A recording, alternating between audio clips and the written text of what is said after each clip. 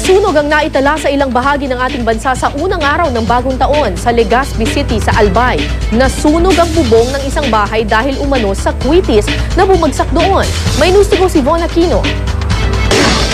Sa gitna ng mga selebrasyon sa pagpasok ng bagong taon, ilang pamilya ang nawala ng tirahan dahil sa sunog. Sa Cagayan de Oro City, dalawang magkahiwalay na sunog ang nangyari ilang oras matapos ang pagsalubong sa bagong taon.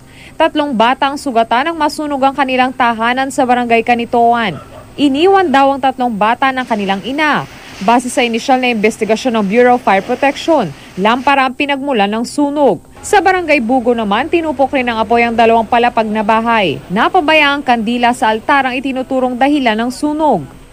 Sa Legazpi City, bumagsak na kwitis ang itinuturong sanhi na pagkakasunog ng bubong ng isang bahay. Nakita raw ng mga tao na may pumutok sa itaas ng bahay hanggang sa mapansin nilang nasusunog na ang bubungan nito. Wala namang nasaktan sa sunog. 3 bahay ang nilamon ng apoy sa Reyna Mercedes sa Isabela. Ayon sa isa sa mga may-ari, isang malakas na pagsabog daw ang narinig na kanilang mga kapitbahay bago sumiklab ang sunog. Inaalam pa ng Bureau of Fire Protection kung ano ang naging sanhi ng sunog. Sa Molo, Iloilo naman, nasunog ang ikalawang palapag ng isang bahay ilang minuto lang matapos ang pagpasok ng bagong taon. Tinitignan naman ng mga otoridad ang posibilidad na paputok na pumasok sa ikalawang palapag ng bahay ang pinagsimula ng sunog. Von Aquino, GMA News.